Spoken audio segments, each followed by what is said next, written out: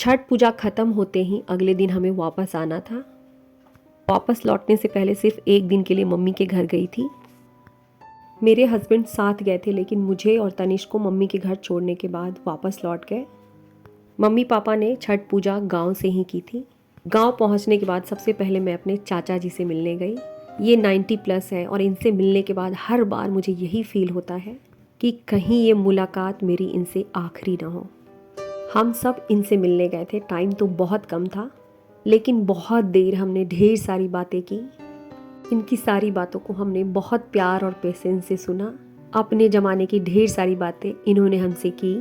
तनिष्क को साथ लेकर मैं इनसे मिलने गई थी। मैं चाहती हूँ कि मेरा बेटा भी अपने बड़े बुजुर्गों की इज्जत करना सीखे।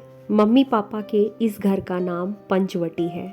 प्रीति जब क्लास 3 में थी तब उसने एक कविता लिखी थी पंचवटी, और उस समय से हमने सोचा था कि जब भी हमारा घर होगा हम पंचवटी कहकर इसे बुलाएंगे। हम 5 भाई बहनों के नाम पर पापा ने मेरे इस घर को बनाया है। बहुत बड़ा घर है। पूरी मैंने कैप्चर नहीं की थी क्योंकि मुझे ये पता नहीं था कि मैं इसका होम टूर करवाऊंगी। ये लिविंग रूम है। सामने ही एक फ़ोटो फ्रेम मेरे भाई ने रखा है। डिजिटल फ़ोटो फ्रेम है जिसमें हमारे बचपन से लेकर के अब तक की सारी फ़ोटोज़ हमेशा आती रहती हैं। बहुत अच्छा लगता है पुरानी फ़ोटोज़ को देखकर। जब भी हम इकट्ठे होते हैं हम सभी बैठकर इन फ़ोटोज़ को बड़े ध्यान से देखते हैं, पुरानी बातों को याद करते हैं। घर में बहुत सारे लोग हैं। पीछे हमारी भाभी है, बहुत प्यारी है। ये प्रीति का डिपार्टमेंट है। हम जब भी मिलते हैं हम सबसे फ़नी वीडियोज़ बनवाती हैं। इसी तरीके से हमारी मस्ती पूरे दिन चलती रहती है। मेरे भाई की तो अभी शादी नहीं हुई है। ये मेरी मौसी की बहू है। मुझे कमेंट आई थी कि अपने ससुराल और मैके का होम टूर देने के लिए। मेरे पास में बहुत अधिक वीडियोस की फुटेज अवेलेबल नहीं है। ये केवल नीचे वाला पोर्शन है। ऊपर हम सभी बहनों के लिए अलग अलग रूम्स हैं। ऊपर खड़े होकर मैंने थोड़ी सी मम्मी पापा की ये वाली क्लिप ले ली थी। नीचे वाले पोर्शन में गेस्ट रूम, पूजा रूम, मम्मी पापा का रूम है। ये मेरी छोटी बहन की बेटी है। इसे छोड़कर जाने का मन बिल्कुल नहीं हो रहा है। मेरे पापा आज बहुत खुश हैं। मेरे आने से पहले दीदी जिया जी भी पहुंच चुके थे। घर के पीछे गैरेज में हमारे गांव के ही कुक हैं जो खाना बना रहे हैं।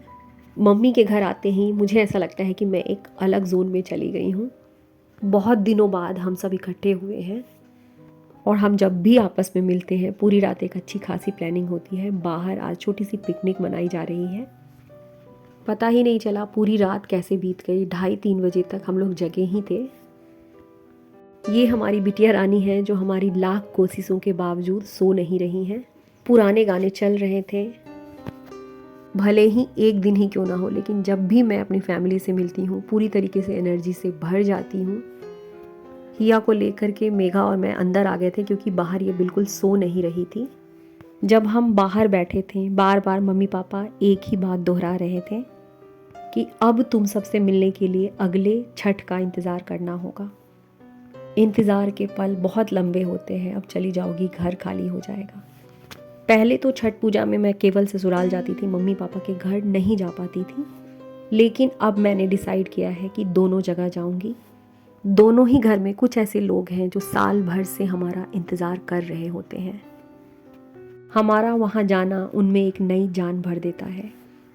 ठीक 12 बजे हम घर से निकल गए थे। 3:30 बजे की हमारी फ़्लाइट थी, लेकिन घर से हम जल्दी ही निकल गए थे। छुट्टियां ख़त्म, अब अपने घर वापस जा रही हूँ। मुझे भी अपनी लाइफ में बहुत कुछ करना है। छोटे छोटे स्टेप लेकर इसकी शुरुआत करूँगी।